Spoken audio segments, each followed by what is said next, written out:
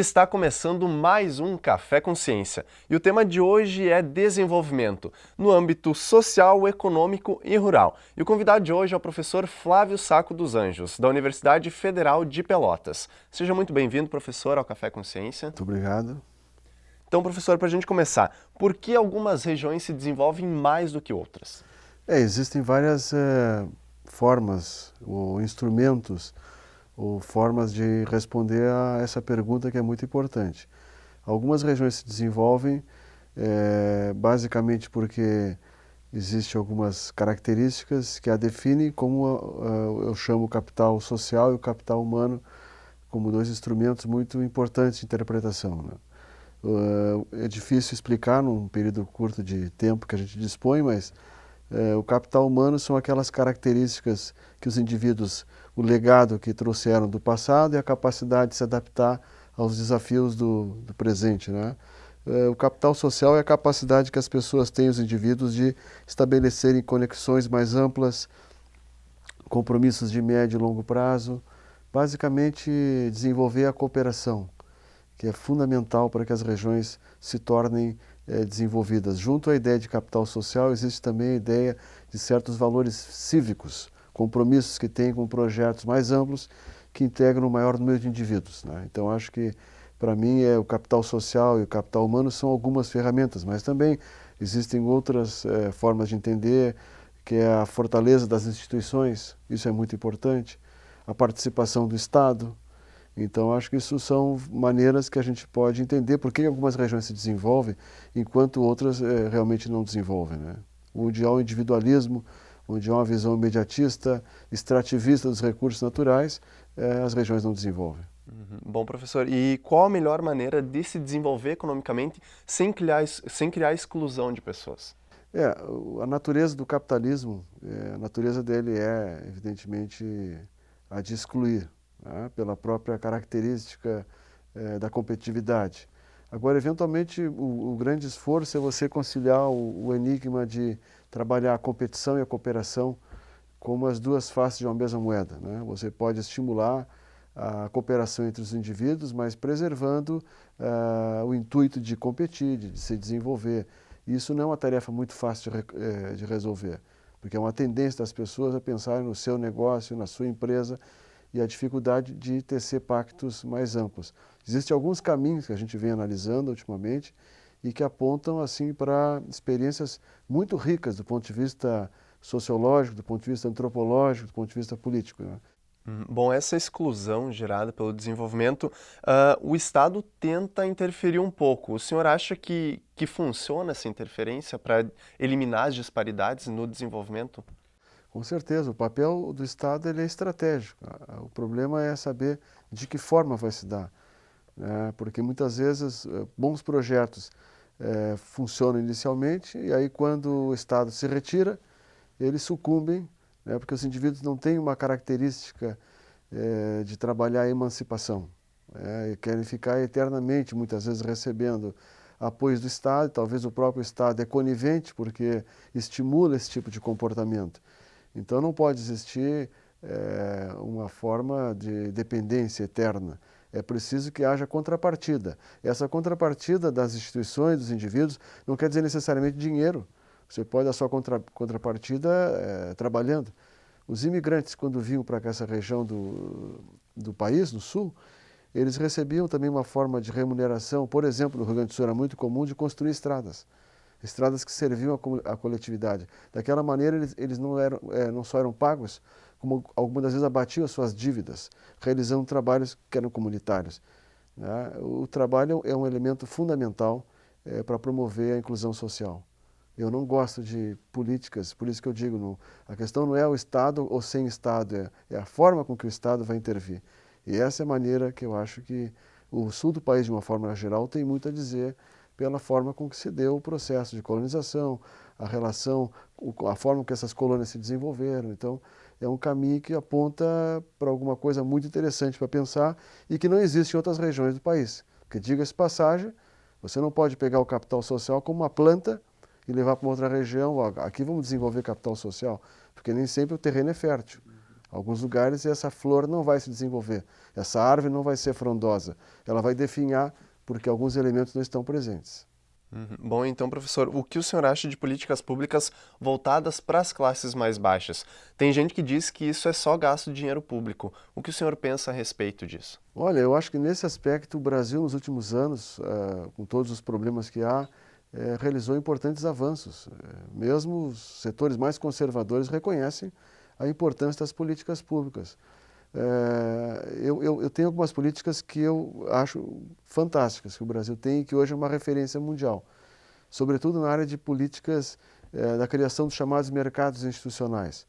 Quer dizer, hoje não são, os agricultores não sofrem, sempre produzem e acabam desistindo porque o seu produto estraga, apodrece, ou então estão entregue na mão dos atravessadores. Hoje os agricultores que se organizam, criam mercados, estabelecem pactos com os governos, com as prefeituras municipais. Está aí o programa de aquisição de alimentos da agricultura familiar, está o Programa Nacional de Alimentação Escolar. Eles estão abastecendo escolas, na minha região já estão abastecendo universidades, as cantinas, os restaurantes universitários, estão abastecendo hospitais. Então eles estão se emancipando. Pena que os recursos ainda são muito escassos e ainda há uma certa resistência da sociedade.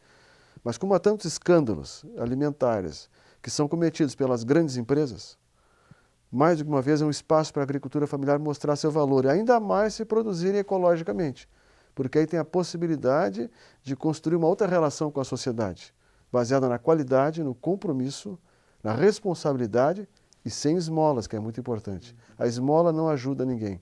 A esmola é eterna dependência. Isso vem desde o tempo da Igreja Católica, é muito antigo, lá nos anos da Inquisição. A maneira que você tem de lavar a sua alma é dando esmola para os demais. E os demais ficam contentes porque eles servem para lavar a alma dos demais, né? Daqueles de quem recebe a esmola. Então, esse pacto de mediocridade, essa relação promíscua que há entre o que doa e o que recebe, é que nós temos que quebrar. Eu tenho que receber pelo meu trabalho, pelo que eu executo, pelo bem que eu trago para a sociedade. E não porque eu sou uma eterna pessoa, uma vítima. Essa vitimização não me agrada. E isso não são só agricultores familiares, são pescadores artesanais, são comunidades remanescentes, quilombos, que hoje podem estabelecer uma relação muito diferente com o Estado. Agora, para isso existem as políticas públicas, para fazer inclusão social, para expandir as liberdades de escolha dos indivíduos. Isso é fundamental hoje. E, infelizmente, ainda as pessoas não se aperceberam, nem os próprios agricultores se dão conta disso. A gente precisa chamar a atenção dele, que isso é um direito dele. Isso não é uma regalia do Estado. Ter o direito de vender sua produção, de que a sociedade reconheça seu trabalho, veja ele como uma pessoa importante e resgatar sua autoestima. Então, para mim, isso é uma coisa fundamental e que ainda há muito o Brasil tem a dizer em relação ao mundo nesse aspecto. Talvez uma das políticas que o Brasil tem mais a dizer e que conquistou um lugar que poucas pessoas no mundo percebem. Eu tenho relações com colegas de outras universidades, de outros centros do mundo que estão muito interessados, sobretudo a Espanha, Portugal, Itália, querem conhecer a experiência brasileira. Bom, professor, a gente vai um pouco mais sobre agricultura familiar no próximo bloco. Então, a gente vai para o intervalo e volta já.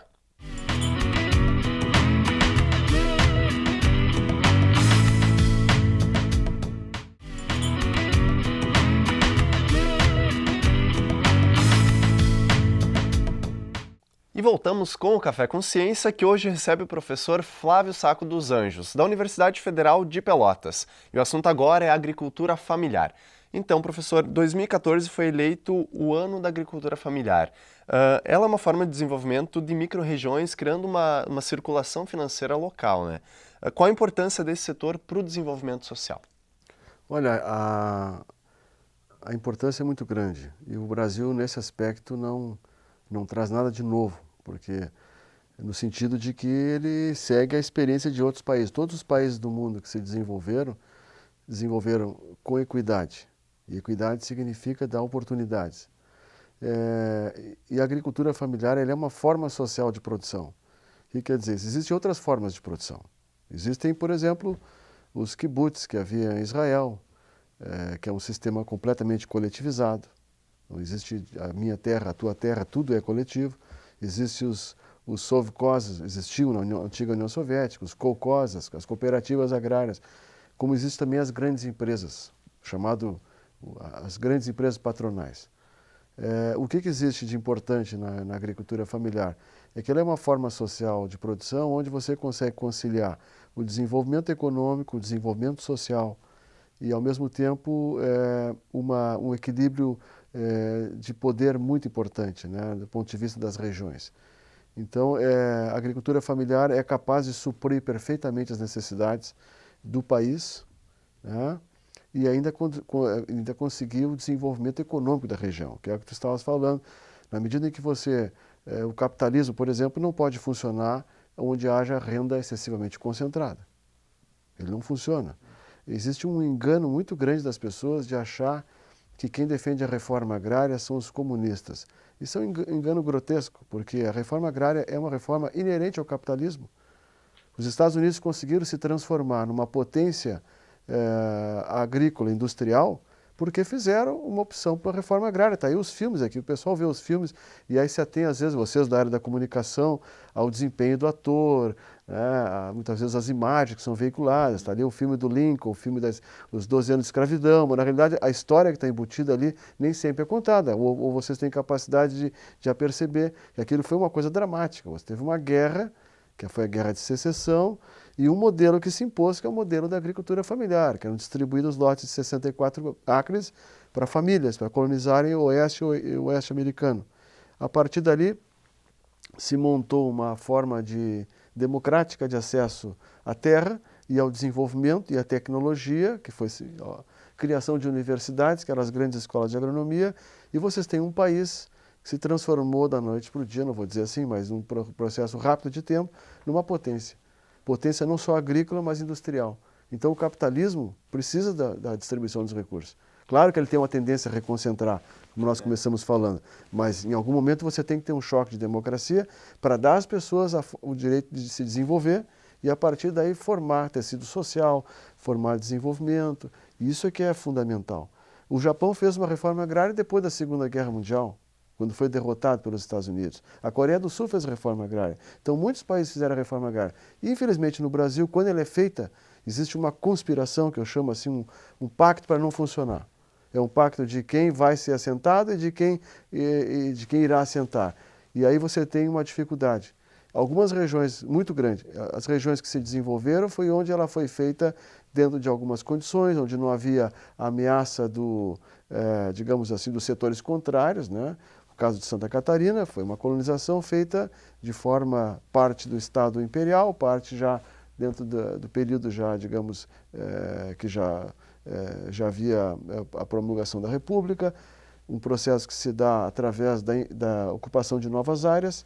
Os colonos gaúchos que não encontram mais terra naquela região do norte rio-grandense começam a colonizar o oeste catarinense, e aí se esgotam as áreas, vão para o oeste do Paraná, e assim foram indo, colonizando novas áreas e foram construindo a agricultura familiar, que hoje responde por uma quantidade muito importante das exportações nacionais. É o caso da exportação de carnes.